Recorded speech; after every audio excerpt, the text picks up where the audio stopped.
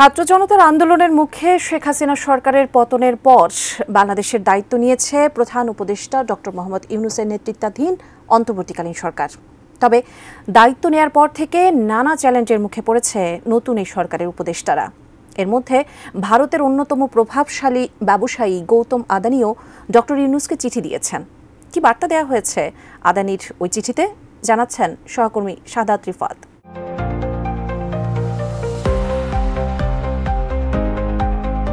এক বা ২ কোটি টাকা নয়, বাংলাদেশের কাছে ভারতের আদানি পাওয়ারের বকেয়া প্রায় $৮০ কোটি। আর শেখ হাসিনা সরকারের পতনের পর পাওনা টাকা নিয়ে নতুন করে তাগাদা দেয়া শুরু করেছে ভারতীয় এই গ্রুপটি। এবার বিদ্যুৎ বিক্রি বাবদ পাওনা অর্থ চেয়ে বাংলাদেশের অন্তর্বর্তীকালীন সরকারের প্রধান উপদেষ্টা ডক্টর মোহাম্মদ ইউনূসকেও চিঠি দিয়েছেন ভারতের আদানি গ্রুপের চেয়ারম্যান গৌতম আদানি। সম্প্রতি ভারতীয় গণমাধ্যমগুলো তাদের প্রতিবেদনে এই তথ্য জানিয়েছে।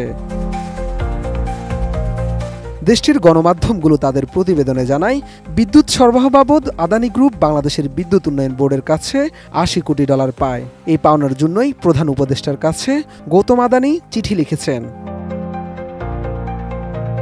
কাঠ ও পিভিসি ম্যাটেরিয়ালের সংমিশ্রণে তৈরি আধুনিক আরএফএল উডি ডোর, কাঠের চেয়েও কঠোর।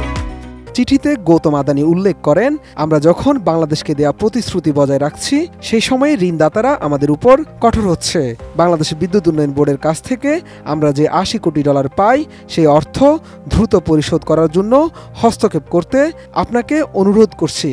শুধু তাই নয়, দ্রুততম সময়ের মধ্যে পদক্ষেপ চেয়ে চিঠিতে গৌতম আদানি আরও বলেন, বিদ্যুৎ বিক্রি বাবদ বাংলাদেশের কাছে যে পাওনা হয় তা নিয়মিত ভিত্তিতে পরিশোধ করার জন্য তিনি অনুরোধ করছেন।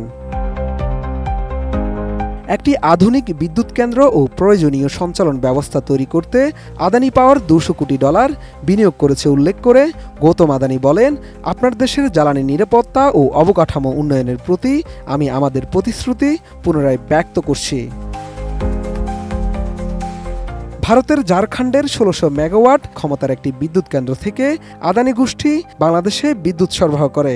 সম্প্রতি খবর প্রকাশিত হয়েছিল, বাংলাদেশে ৮ থেকে ৯ মাস ধরে বিদ্যুৎ সরবরাহ বাবদ আদানির $৮০ কোটি পাওনা হয়েছে। এ অর্থ পেতে সম্প্রতি আদানির পক্ষ গোষ্ঠীটির কর্ণধার গৌতম আদানি থেকে শুরু করে কোম্পানির উচ্চ পর্যায়ের প্রতিনিধি দল বাংলাদেশ সফর করে গেছেন। এর আগে ফাইন্যান্সিয়াল টাইমসের এক প্রতিবেদনের বরাতে ভারতীয় গণমাধ্যমগুলো জানিয়েছিল, বাংলাদেশের কাছে বিদ্যুৎ বিক্রি বাবদ বকেয়া পরিস্থিতি টেকসই পর্যায়ে পৌঁছেছে বলে মনে করেন আদানি গোষ্ঠী। শাহাদাত রিফাত, এটিএন নিউজ, ঢাকা।